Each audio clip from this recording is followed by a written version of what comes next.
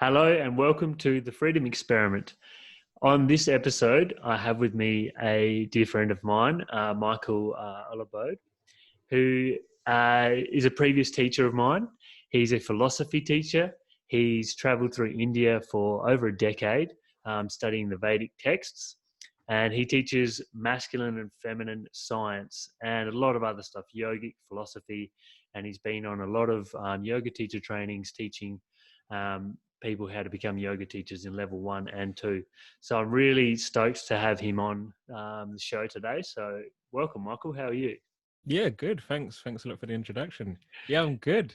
How's things going on your side? Really good, really good. Yeah, just enjoying it out here in the mountains. So I did my best to introduce yourself. Is there anything that I missed there? What's your story, Michael? What got you into teaching? Yeah, sure. So how far shall we go back? Okay. How I got into teaching. Okay, so I grew up in London, East London, and my uncle convinced me that there was two goals in life. To attract women and to get a lot of money. Okay, so what happened is I spent time at university. I thought I'd study business because I thought, you know what, if I study physics, I'd work for a business. If I became a pilot, I'd work for a business. If I went into sports science, I would end up working for a business. So why not get into business so that I can make a lot of money? So I was on that grind. I spent 3 years at university. I ended up trading commodities there. I traded gold, silver. This was a job after graduation. Gold, silver, aluminium, zinc, nickel, sugar, lead, everything. But what was interesting is at university, I met two incredible personalities who would change my life forever. That was Jay Shetty and a student disciple of the mentor of Nelson Mandela and Muhammad Ali. So I was lucky enough at 18 to get exposed to principles of leadership, relationships, masculine, feminine science, but also philosophy from the East. And I was also introduced to meditation. So what was funny is just for me, in my own kind of life or journey, I started drinking at 18, but then let's say I had my last drink at 19. I started clubbing at 18 and then I had my last clubbing experience at 19, you know? So it was You funny learned how, quick. You learned yeah, quick. no, It took me yeah, about it's 15 just, years to learn that. but I was lucky. I was just a lucky guy. You know, it could have happened to anyone in East London at that time. But it's funny how I had a 180 in and then a 180 back out so quickly, you know? So, and then, yeah, just as you were saying it, I got involved or more interested in what meditation was all about, yoga was all about, and ended up spending time in India. I spent all my savings in India, traveling to and from India in different places, studying these yoga texts, graduating in various essential Vedic texts, and then it ended up getting invited to teach in Africa, Europe, Australia, and other parts of the world. Wow. What a story. What a story. It sounds like such a journey, brother. And yeah, and you were teaching here at Byron Bay, where I did my yoga teacher training, which is where we made a solid bond. So it's just so exciting to see where we're at 2 years later after the trainings, and now I'm having a go at this podcast stuff. And I've been to India myself, and yeah, I really you are such an inspiration to me. So a lot of gratitude. No, I appreciate it. Thank you. Yeah. So I suppose this is about freedom. So I suppose I would like your perspective on freedom. Okay, yeah. So freedom. So now let's go. I'm going to go back a step with my story because then I feel like my story could, or some part of my story anyway, could to some extent highlight and show what freedom's about. Yeah. And then we'll dive into the mechanics of it as well. Yeah. That's good. So my mum actually had me while she was very young. Okay. She had me while she was 16, actually. She had me while she was 16 in East London. She had to drop out of college. So she's very young and she treated me with a lot of love and a lot of affection. But it was it was a very young age for her, just like with anyone. And my dad, I've never seen or been with or been associated with. And what I what happened, what was interested in growing up in London, or at least East London where I was, is biodata, right? So when somebody just in primary school, somebody would ask, hey, what's your favorite color? What's your name? What's your age? What's your favorite subject? Another standard question that people would ask is, do you have a dad? Like, that was just a standard question. Like, do you have a dad? Right. That's It's right. like, it's funny because it was just normal. It was just normal to not necessarily have a synergistic family, and it was just a standing question. So I was only reflecting on it the last couple of years. I was like, oh my God, that used to be a question that we used to ask me. So I grew up a single, from a single child family with a single parent. And my mum, feeling the very stresses of life, ended up being diagnosed with depression, which also later developed to bipolar and schizophrenia as well. So from 7 years old, after a chaotic event where she tried to commit suicide, she just kind of had enough of life, the stresses of life in general. She attempted that, and since then she's been in and out of hospital for many kind of years, many decades actually. So I had to live with my uncle, with my aunt, with my other aunt, with my cousins, with my other cousins, with a third cousin as well. Still going to the same school. And what was interesting is it was a great, just kind of if you report that story, it's a great reason to check out in life, isn't it? Oh, I've come from a single parent family. I can't make it. I can't make it. I'm black. I can't make it. It's an easy reason or ways to check out, but this is the point with freedom. The essence of freedom is that every single person, no matter what situation they're in, chooses to not be a victim of their circumstances. Yes. That's a massive point with freedom. And what does that mean? Where does that extend to? Everything. If you're able to not be a victim of your own circumstances, it means that you can be a high performer, a consistently high performer, a consistently successful person, regardless of your background, your gender, your sexuality, your living location, your previous history of substances, your previous history of relationships. It doesn't matter what background you've come from, you always have that power and that control to be able to perform on a consistent basis. We see that high performers of the entire world, all over the world, both Eastern, Western, from whatever tradition they're from, a lot of them have had difficult backgrounds. A lot of them have faced a lot of rejection, and a lot of them have faced a lot of, you can say, issues with family and backgrounds. So there is never ever going to be a perfect situation or a circumstance, but if we're able to choose not to be a victim of our circumstances and to not quickly drop out of hard work and effort just because of an external circumstance, that's freedom. No one can take that away from you. It's very important. No one can take that away from you. We've had many situations that are arising, not just this year, but also in past years, past decades. Constantly, it's always happening. There's always many things that the media can't cover. But so people may not respect you, they may not love you, they may not cherish or relish you, but within all those circumstances, we always have a small, if anything, power of free will and choice, and we actually have the freedom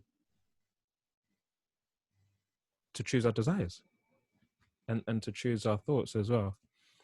So that's one of the biggest things with freedom, not being a victim of our own circumstances and trying to convert this so-called bad bargain of a life or bad bargain of a body or whatever it is into something that could be ultimately for service to others. Beautiful. So it's a choice. Freedom's a choice, which makes, yeah, a lot of sense. The choice to either go into the story and into the space of victimhood, or to look at the circumstances and empower yourself by moving into the field of limitless potentials, essentially. But I Mm, suppose that might be easy. Someone might be listening and go, yeah, it's easy for you guys to say you're blokes, or your circumstances isn't mine, or whatever. But I'm sure I have come from depression, suicide, anxiety, move move through that. Like, it wasn't that easy, but there is a way out, which I suppose would lead me on to how would someone access this freedom of choice. Or we can go deeper into freedom as well. I'm sure there's many other ways, but how do you access that choice, and how do you empower yourself to move freely in this world of success that you're talking about? mhm. There's, I think there's multiple factors. I don't think there's necessarily just one or even two ways. I think there's a whole host of different factors. In order to really kind of dive into this question, let's look a little bit at some of the mechanics of freedom, or the mechanics of choice, the mechanics of how we go about what's the approach of what you're saying, coming to a higher state of awareness and ultimately satisfaction and happiness as well. So in the wonderful oracle text of the Vedas talks about five stages of action, or five ways the mind works or functions.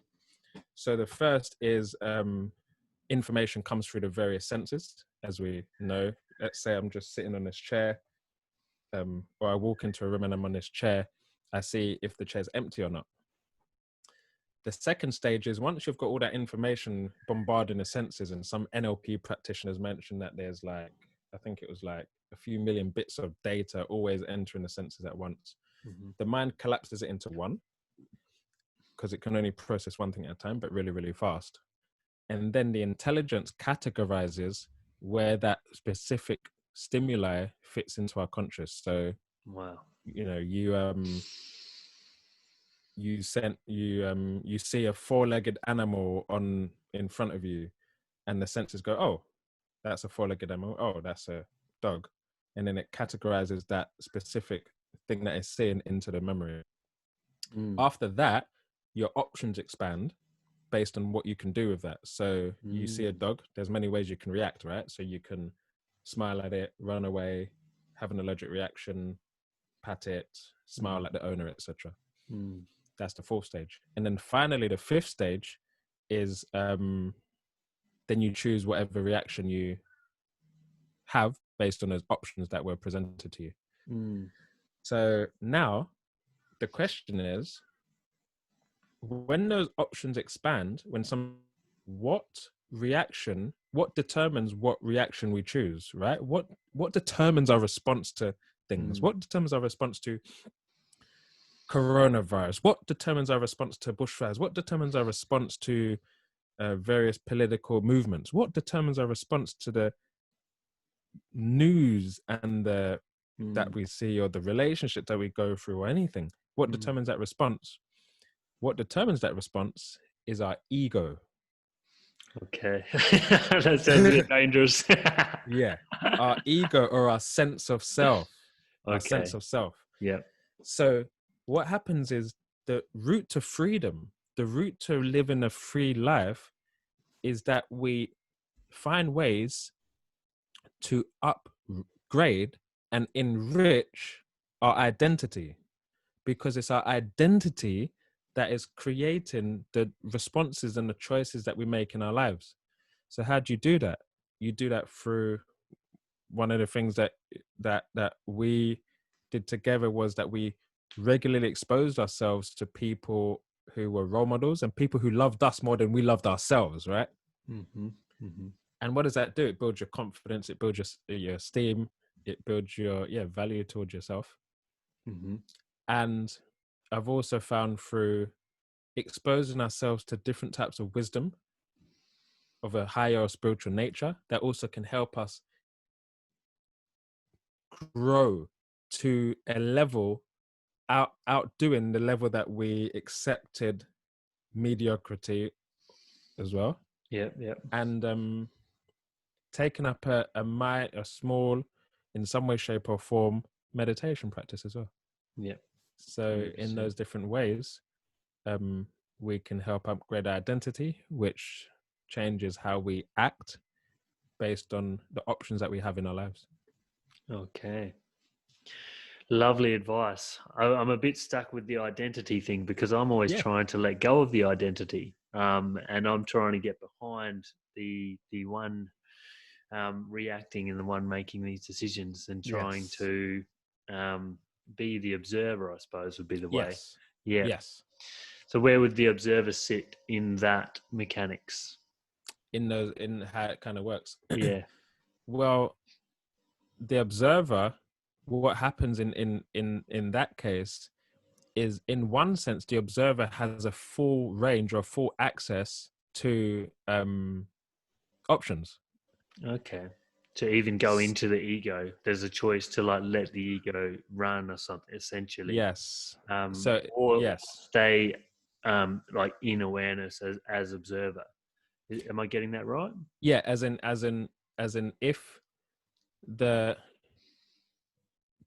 way you can respond can be of a defensive nature, or it can be of a higher elevated nature. Mm-hmm, So if mm-hmm. someone's able to observe, that means what's happening is they're not allowing their mind and senses to simply dictate their reactions. In other words, they're in control of their mind. It's not that the mind's in control of them. So there's a Yeah. massive difference, that if you're able to observe and identify what's happening in your life. See, when you're able to observe and you're able to respond but not react, right? Yeah. What you're doing is like you're able to see your life from a bit of a pan view or a sky view perspective. It's just like walking through a maze, right? You're walking through a maze and there's many doors and it's difficult to get through. But someone comes with a helicopter and a ladder, drops that ladder down, you hold on to that ladder, you go up, and all of a sudden you can see your life from a higher perspective. Yeah. So that's what observing is able to do, and ultimately a spiritual practice is able to do. It's allowing us to just be able to zoom out of our lives just slightly, instead of being involved with the waves of movement and the waves of the actions and reactions. Beautiful. Yeah, I really resonate with that. So this would be more nurturing the ego by the sounds of it, and not trying to. Some people will say like, I want to get rid of my ego, or be completely free of the ego. This sounds like it's incorporating the ego in the mental construct. Yes, there's from a Vedic perspective, it mentions that there's two types of ego.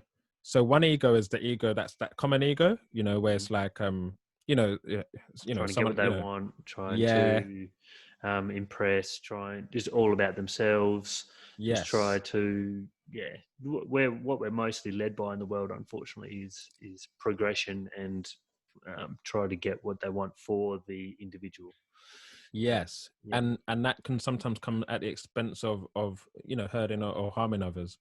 So that or nature or animals, etc. Yep. So that type of ego, that's what's called a hankara or false ego, and that ego can also extend to what people identify with. So, for example, it could be me, or it could be me and my partner. It could be me and my family, me and my nation, me and my race. So Football. that ego can be extended. Yep. Yeah, exactly. Yep. Yeah. Yep. So that can be that's extended ego. So in the Vedas, Anamaya is ego that's based on me. Pranamaya, that's ego that's based on not just me, but my extended identification. So Okay, so that's a when bit we get more into politics and identifying with it extended into politics and football and stuff like that. Yeah. yeah. Yep. So that's false ego. But Yep. there's a higher, what we call real ego. That's when a person identifies with being something beyond just being a physical or temporary existence. Yep. Yep. That would be more in that sort of awareness space. And Yes. you identify with just about everything as yourself, essentially. Well, you can look at a tree and maybe feel yourself in the tree. Is that where we're going here? I'm just trying to relay some of my experiences, I suppose. And that has been my experience after certain like long silent meditation retreats and the few stints in India. So I suppose it's nice to hear what you're describing for me is the mechanics of what I'm identifying with. Yes. So exactly. In other words, it's like this: if you don't feel, if we don't feel like the tree that we pass, the ants that are crossing our path, the person who just got killed, the um the child who's calling out for the mother, if we don't feel that all of these people or entities or living beings are our brothers and sisters ultimately, and our family, we still have not come to the highest level of awareness and consciousness and universal connectedness. We should be able to see that every living being in some way, shape or form is part of our family, to be respected, to be cherished. So one of the great, beautiful statements in the Vedas is that a person who's trying to become spiritual or even just a decent human being is param dukkha dukkhi kripam buddhi, which means that when someone's going through pain, I feel that pain. When someone's going through happiness, I feel that happiness. I'm happy when others are happy, and I feel compassionate when people feel down and miserable, because I want to try to relieve them from that suffering and relieve them from that pain ultimately. Param dukkha dukkhi kripam buddhi. So it's more empathetic in that state. Yes. Would be, yeah, which is we relate to our environment and the beings around us as ourself, which of course is going to change the internal behavior of the individual, I suppose, to treat everyone in that way. That's it.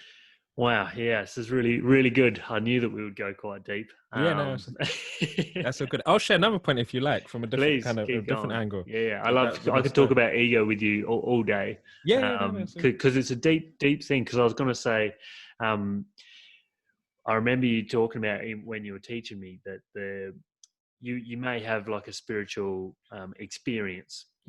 Say you stay up the Krishna village for a few months like I was, and then you're starting to get into the program and you're meditating a lot, and then you have this breakout experience of something you haven't experienced before. So it's like a space of no mind. There's no one telling you, I need to go wash the dishes, I need to do this, I need to go drive the car now, and then I go to this. And then for me, I just have this experience of like, there's none of that. And it's all just amazing. And then I remember you explaining, it's always stuck with me that the spiritual ego latches onto that. And then then the spiritual ego will say something like, I'm awake now, or I'm enlightened. And the first thought will be, I'm woke, or this is it. And I've had that experience as well. I got back to Adelaide and I didn't tell anyone, but I'm thinking that I'm awake. But just more trials and tribulations of realizing, no, I'm not. I've had. I haven't fully got it actually.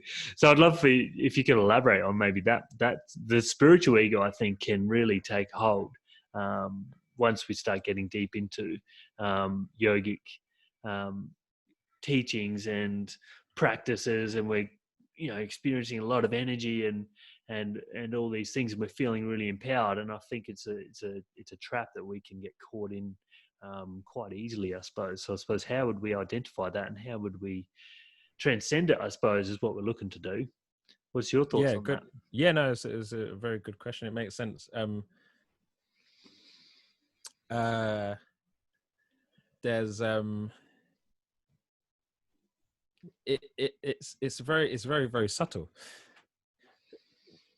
They say that if you want to test how well your yoga practice has been, and if you're in samadhi or not, go and spend a week with your family. Yeah. You know, like that, Yeah. because that's the real test. You know, so you know, it's not how Yeah. many crystal balls we have or how many beads we got. You know, like that. It's not how long we meditate for a day. It's if you're able to be with your family and, you know, be Not very real. beautiful. No, no. Yeah. You know, like that. Yeah, that's the real test. You know, like that. Okay, so Yeah. That's so good. basically, yeah, that's a very that's what you described is pretty much one of the last subtle snares of ego, which we described. This state of mind of I or hum is often extended to aham brahmasmi, or I'm a spirit. I'm a spirit. And ahankara is very much I'm this body, right? Identify with these possessions.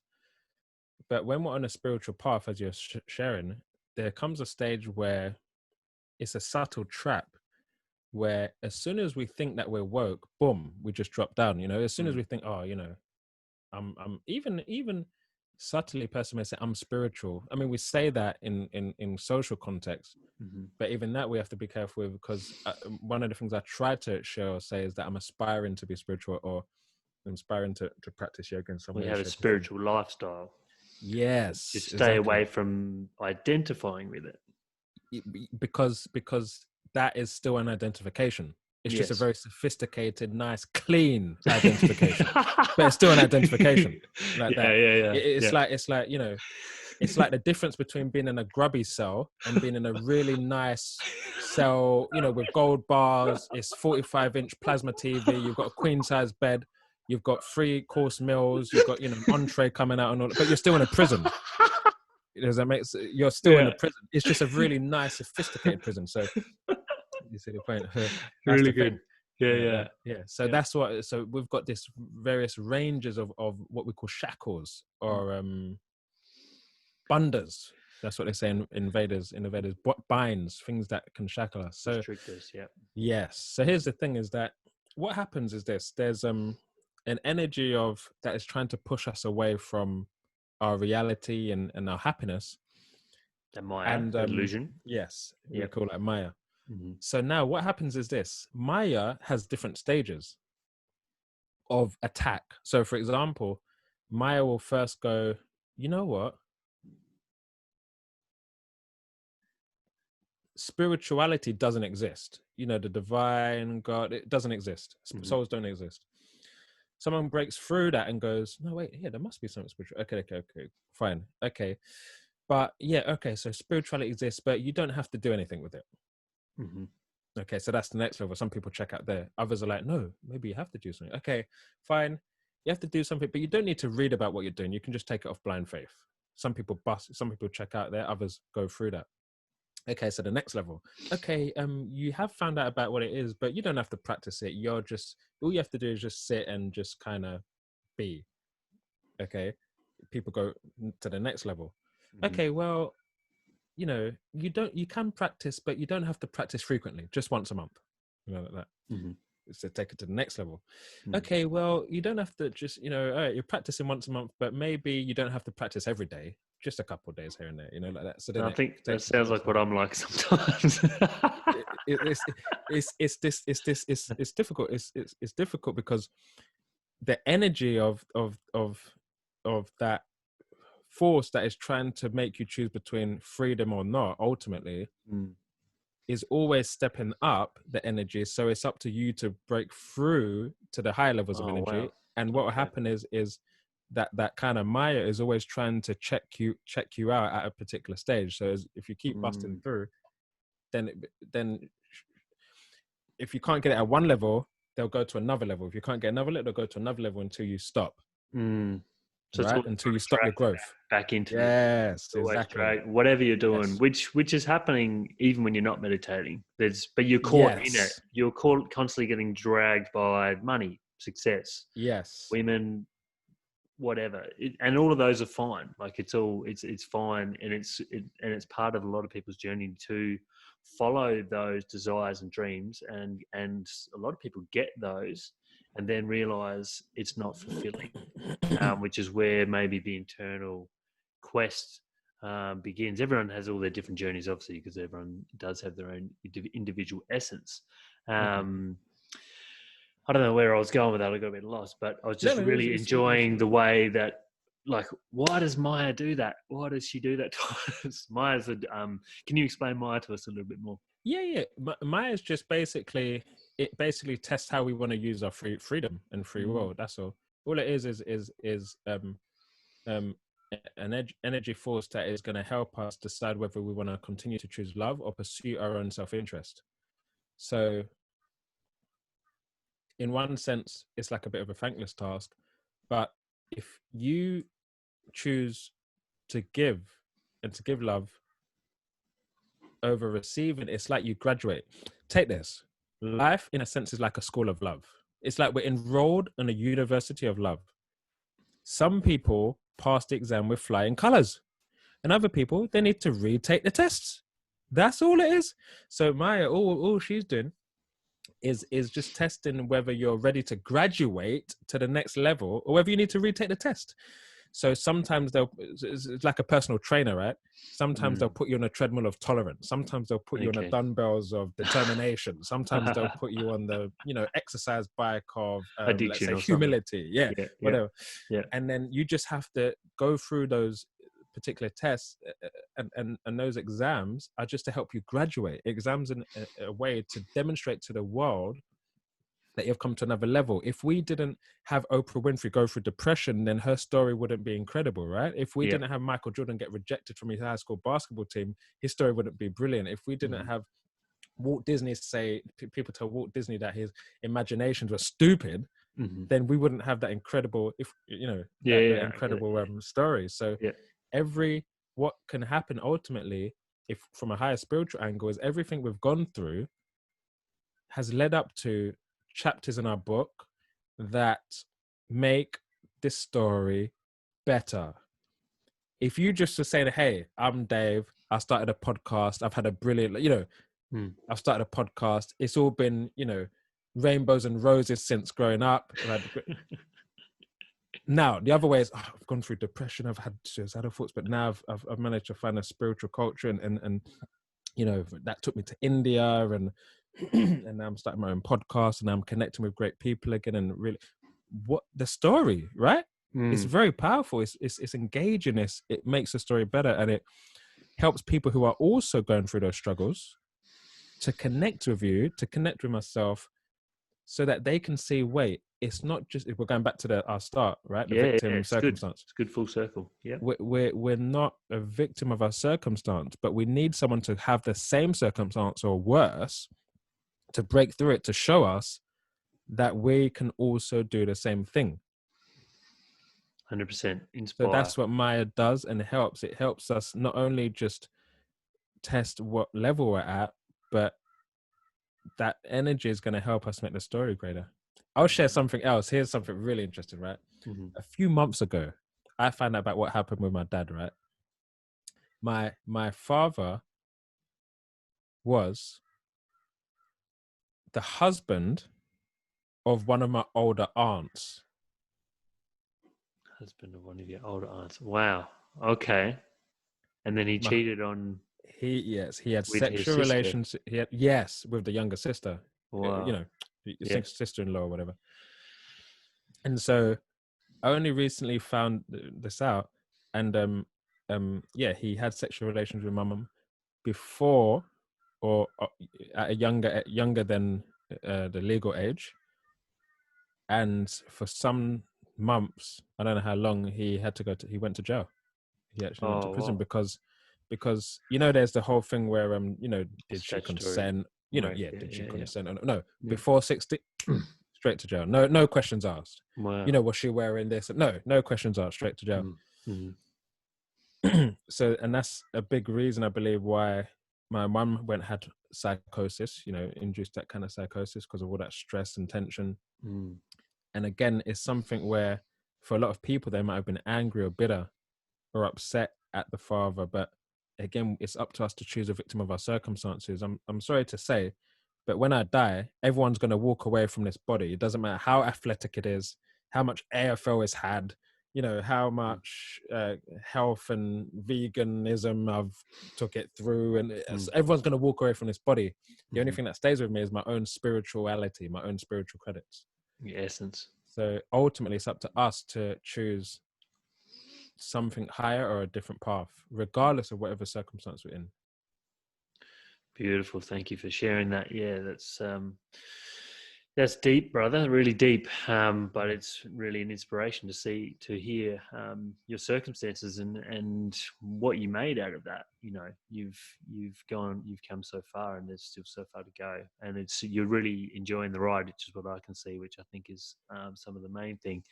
So I'd like to get back to Yeah. Maya's pulling us into the illusion. Yeah. Yeah. Who's pulling us out? Is there an energy pulling us out? Because it sounded like we were talking about something Got it. dragging us in. What's taking us out? What's supporting Yeah. our freedom? Okay, cool. I mean, so for me, I like to always quote original Sanskrit text, because then it's that aspect of, Go for it. remaining loyal and chaste to the teaching, but then also the aspect of that, this is wisdom that's being that anyone can access and all of that. Mhm. So there's an incredible, what a question, beautiful question. And that wonderful answer that was given in the Song of God, one Song of God called the Bhagavad Gita. It mentions right in the middle of the Bhagavad Gita, Daiva here Shagunamaya, Mama Maya Dharaya, Mame Vaye Prapadyante, Mayam Etam Tarantite. It says that, you know what? This life, living in this existence is Dharaya. Extremely difficult, almost impossible. Like, it actually says, you know what? The way we're living is almost impossible, and it's true. You just thought you found the one, and then that doesn't work. You just finally, broke through some, let's say, some sort of addiction. It could have been a phone or TV, and then you just kind of draw back, or you just land a dream job, and then coronavirus. You know what I'm saying? So it's just impossible, practically. Diratyaya. So Daiva here Shagunamaya, and that's because that energy of Maya, as you're sharing, that's pulling us, is very, very difficult to overcome. Mm-hmm. However,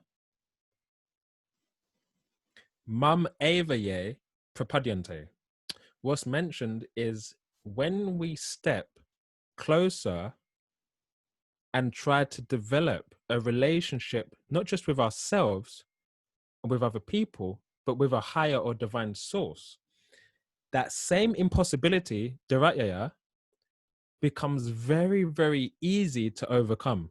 It becomes very easy to move forward. So do we have an energy pulling us? Yes. If at university, do we have energies pulling us? Yes. The lecturers want us to win. Our student heads want us to win. People who have graduated, they want us to win. So just like the life being a university or a school of love, we also have a higher divine source, and not just one source, but we have one source, but there's multiple, what we see in, I like to say, visible and invisible cheerleaders. Yeah. Visible and invisible cosmic cheerleaders who are saying, David, you know what? You want to take this level? Hey, here's a place that you can stay at for a few weeks. Oh, you want to do a podcast? Oh, here's a few guests that all happen to be free at this time. Oh, you want to start a yoga? Oh, yeah, no problem. You want to do yoga? Oh, no problem. Here's an incredible course that you can do an immersion at that happens to be in a incredible eco setting. Oh, you want to meet great association, just like the first day we met, right? Oh, you want to have a change. Oh, yeah, that's cool. Just pop up at a retreat, sit down with a couple of people, because we had that evening dinner, right? Sit down with a couple of people, sit and discuss philosophy for 3, 4, 5 hours.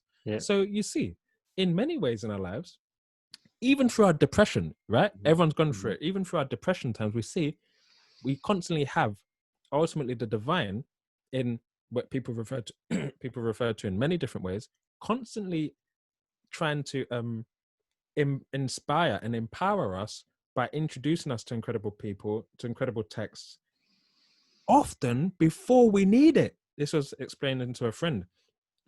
We often get what we need way before we need it.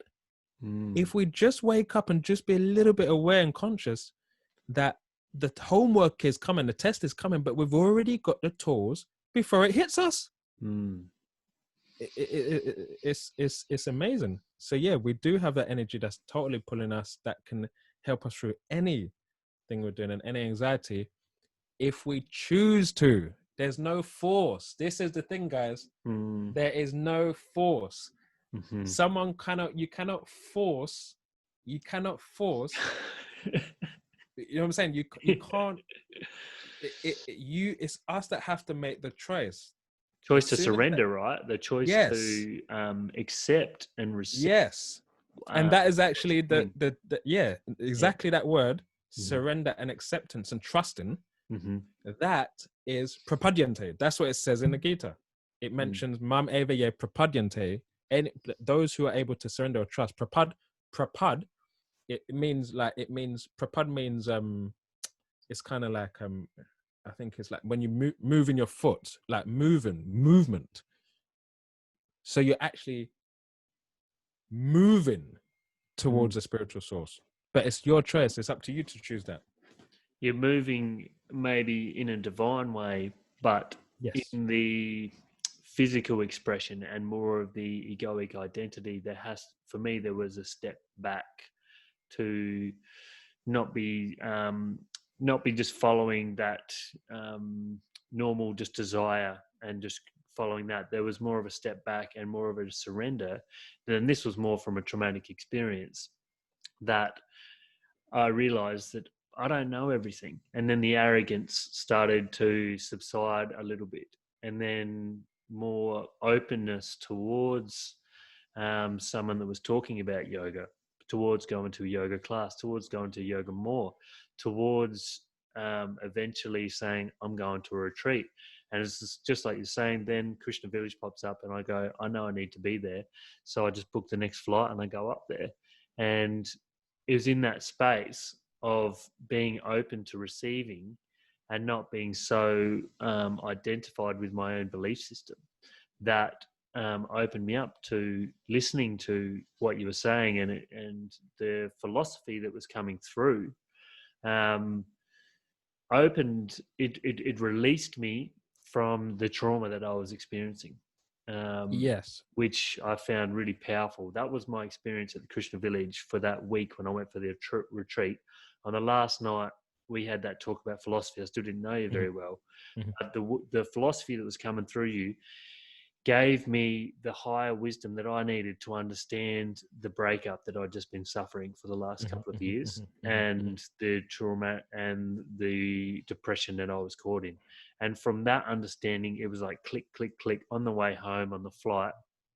Everything just rolled into one because everything was understood at that moment. And then obviously another space of what was that? I'm going to go back to the village. And shit, yeah. Yeah. There's one thing in that whole, what you just shared, that whole explanation that you failed to give yourself credit for. Mm-hmm. And the one thing is you got on a plane. Yeah, true. You actually took action. Yeah, that's this is true. the one thing. There's the whole thing of law of attraction, manifesting, and just meditate on something and wait, and it will come to you. Yeah. Yes, but you have to take action. In other words, there's when the right action comes.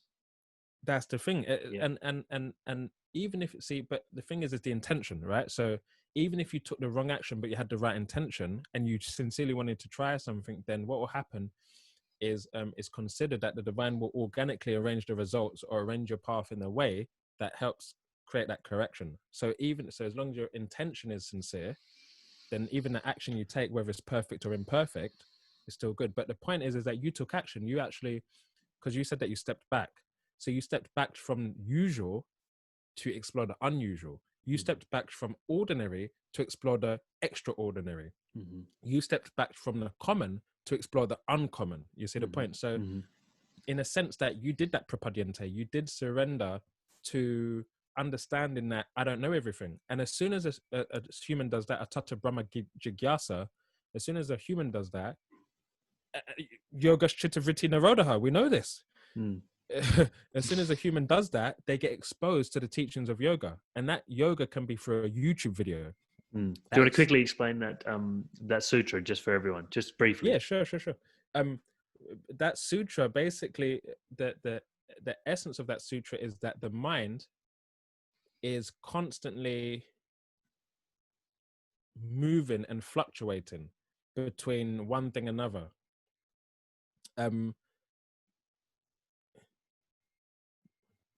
When's the next bite to eat? What do I have to do now? I need to attend to this notification.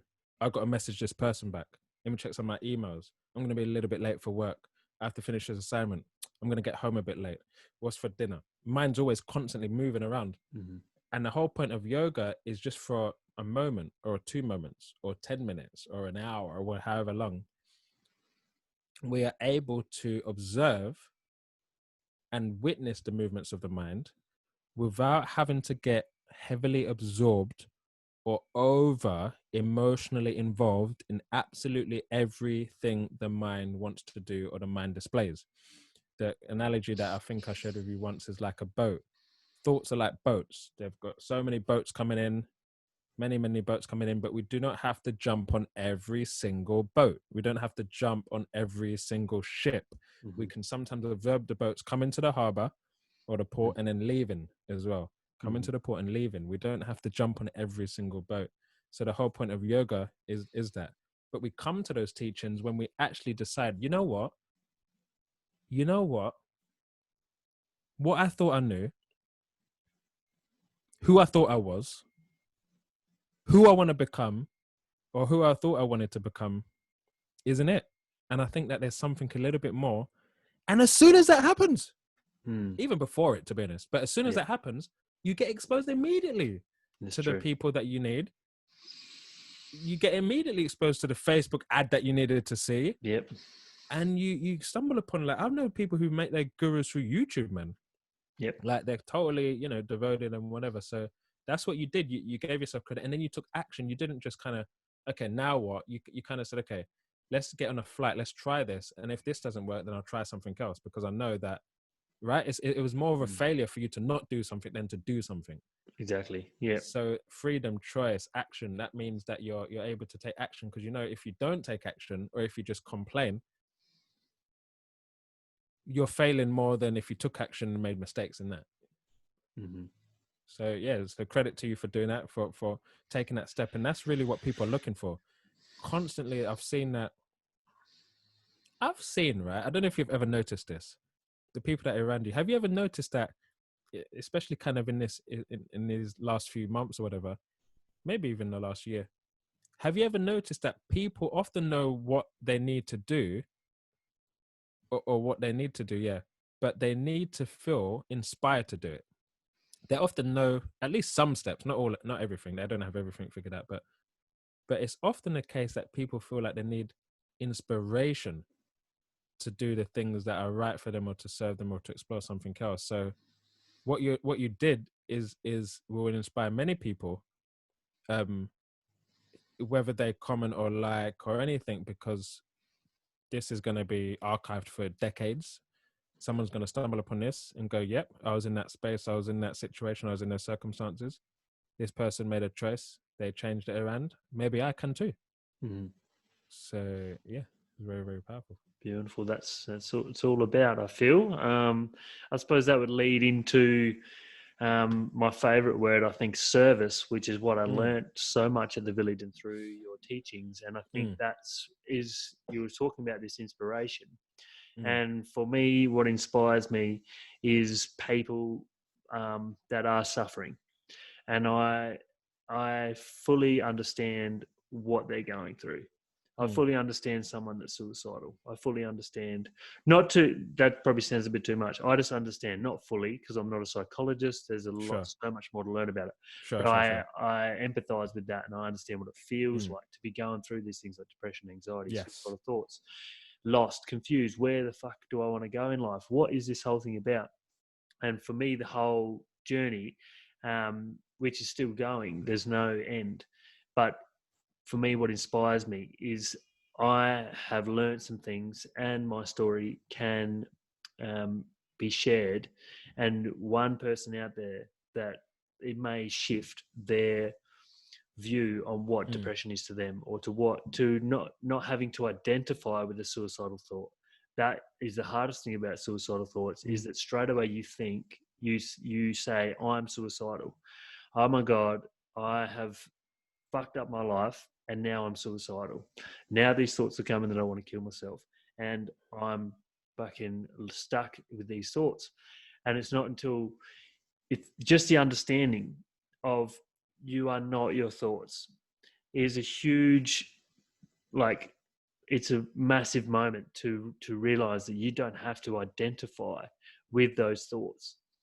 And I suppose service is what inspires me now, and is what is the major drive that drives me towards creating the Freedom Experiment, that drives me towards creating a meditation course, that drives me. Even I'm living on community, I'm back into doing carpentry, and there is an exchange of money, but I see it as more the exchange is money, but I'm looking at what I'm giving, and I'm fixing up I'm creating a handrail for an old lady, or I'm fixing someone's window for a guy that's selling his house because he wants to move up to Northern Territory. And it's such a different way to view life once it's viewed through the life of service. Once you, if you need to heal, then focus on yourself and heal.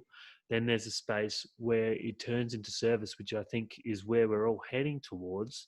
And that's what's going to create this potential that we can all, like, potentially humankind we can make this world like amazing when we're in that space, because we've all got so much to share, and we've all learnt so much, and we've all got different ways to add to this flavor of life. So I suppose I just want to say thank you for giving me that wisdom of service, and would like to hear some more about it, for your perspective on service and how it operates in your life. You're right in so many ways. It's very, very, very. It's our natural propensity. It's our natural inclination. It's what the soul's yearning. Service. Because I think when I first heard of it, I was like, I'm not doing that. Like, I'm not getting caught in this cult or whatever. Like, just all these labels coming up, and I do my way. Like, I do my way, and that's it. So I couldn't drop into this idea. So I'd love, keep going. I just wanted to. Yeah, no. Yeah, I totally, yeah, and yeah, same with me. Is that I was never see.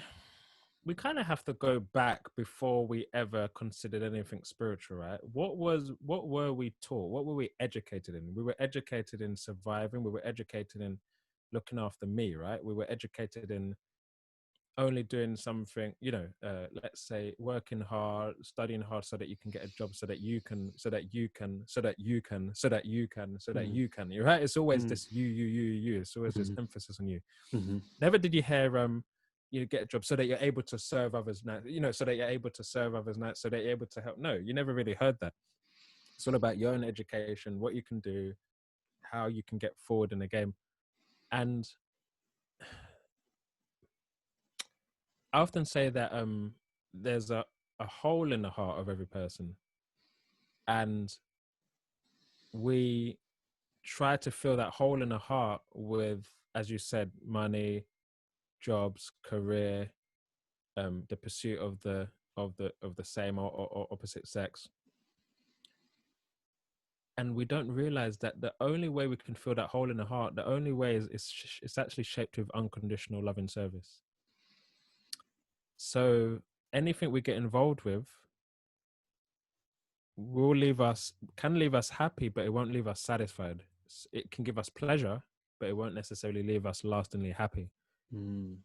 If you take a fish out of water and you try to give that fish a degree, a job, a opportunity, a car, the fish will not feel happy or satisfied until it returns to the water, because it's its natural habitat.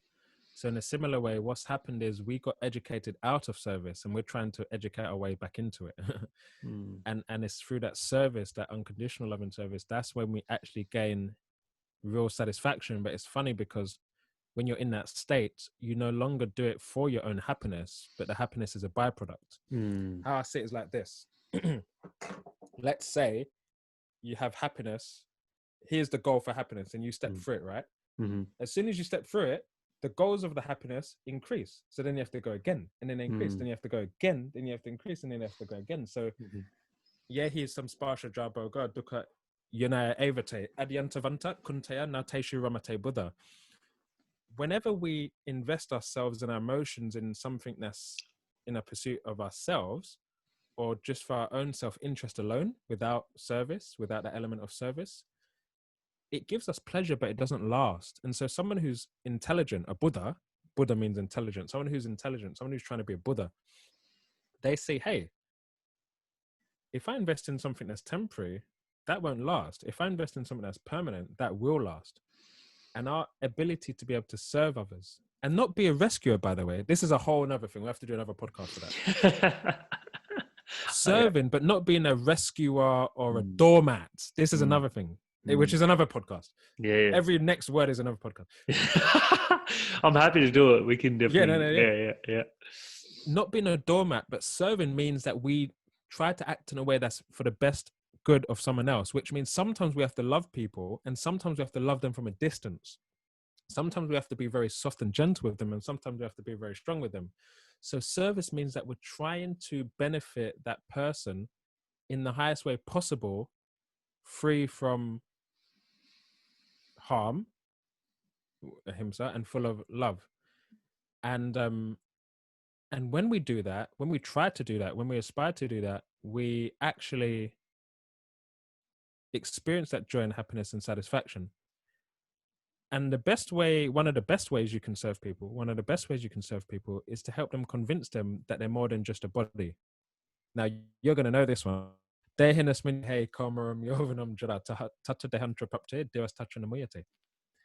we can help people and share with people, hey, we're more than just a temporary vehicle. Like, I've got a Nigerian car, you know. You know what I'm saying? You've got a, Australian car. Yeah, but white Jackaroo or something. Yeah. But we're something beyond just a car. I'm simply driving and animating this car. If we can help people just to get a little bit closer to that, it doesn't have to be a whole thing. Just a little bit close and get people questioning, hey, why do I have to suffer? Why do I have to go through this? Why do I have to die?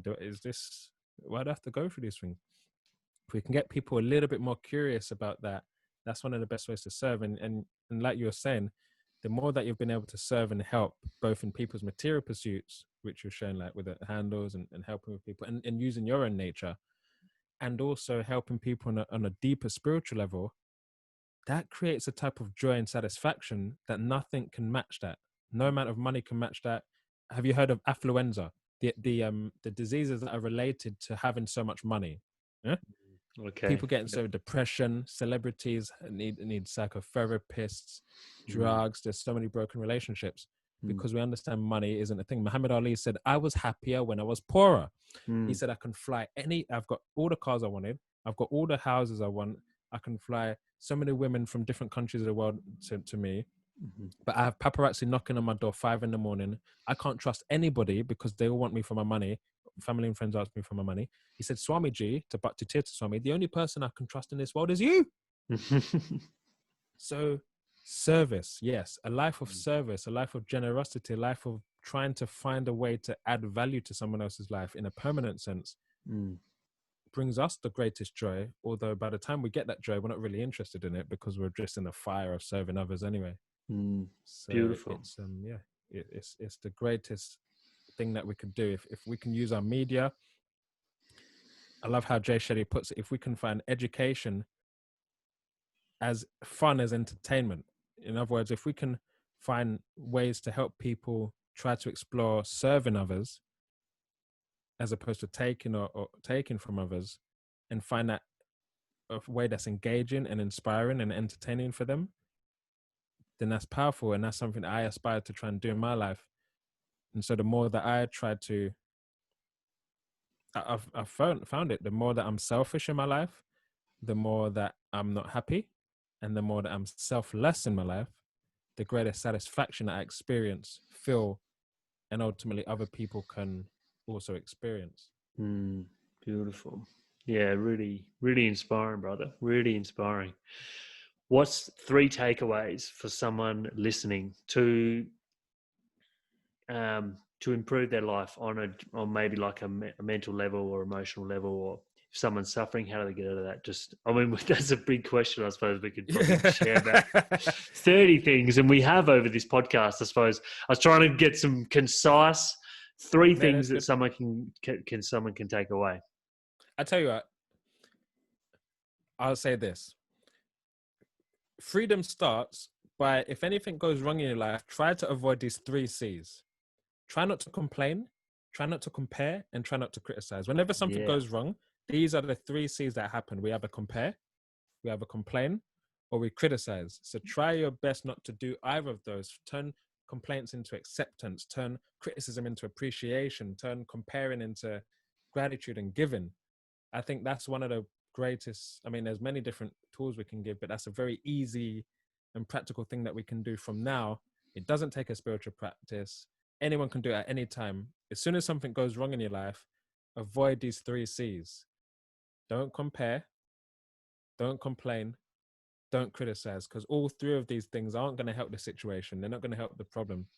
And they're only going to leave you feeling more miserable as well. beautiful. Love it. There's some powerful takeaways for sure. Very powerful. So what are you sharing online? What have you got to share? You got some things to share with us today? Sure. Some upcoming retreats or upcoming online events that Yeah. people can find you on? Yeah, definitely. So my Instagram and Facebook is my name, but with a Mr. at the beginning. So Mr. Mr. Michael Olabode. We have a Find Your Flow and Discover Your Purpose retreat coming up in a Brisbane yoga center, which I'll post about. Um, every and also, which is very nice, is I recently completed or finished established a course called The Spiritual Science of Attraction, Manifest Your Ideal Partner. So that's going to be available for your listeners. Basically, it addresses some of the sequences and ways to be able to attract a partner who's lasting and compatible for your nature according to the masculine and feminine principles. They are they deal with different common things that we run into, especially when it comes to dating. For example, confusing chemistry with compatibility. Sometimes different ways of viewing intimacy and dating. And also, it also helps you to explore ways that you can upgrade your own mantras, own affirmations, to be able to attract partners, or not even just partners, even friendships and connections that are very, very powerful and transforming for you and for your nature as well. So that link, as David mentioned, will be available for those who are interested. You can have a look. There's a free preview called the ACC Triangle, where we explore attraction, compatibility, and commitment. And it's an incredible way to review and redefine how we see love and relationships in general. Wow, that sounds really powerful. And yeah, the retreats that I've done with you, letting go, forgiveness, and then of course the YTTs that we've done. You've got a lot to share, and we got a bit of it out today. But I know that you're a wealth of wisdom. You use your own Vedic book, I feel, and you're embodying all the wisdom that you are sharing, which I think is really important as a teacher, because that transmission can really come through. So yeah, I think we'll leave it at that. Thank you so much, Definitely. Michael. I think, Excellent. yeah, Thank you. really fun chat and so insightful. So I think you're bringing a lot to the Freedom Experiment. So thank you so much. It was good. Thank you. Thank you very much for having me part of the tribe and part of the family. No And we will worries. definitely connect soon. Sounds good, brother. See you, mate. Thank you. All the best. Take care. Bye. Thank you. Namaste. Namaste. Okay, what a powerful podcast that was, Michael Olabode, and I will post all his links, on this post. And yeah, I hope you got a lot out of that. That was a strong transmission. So yeah, thank you for listening, and yeah, speak to you soon. See ya.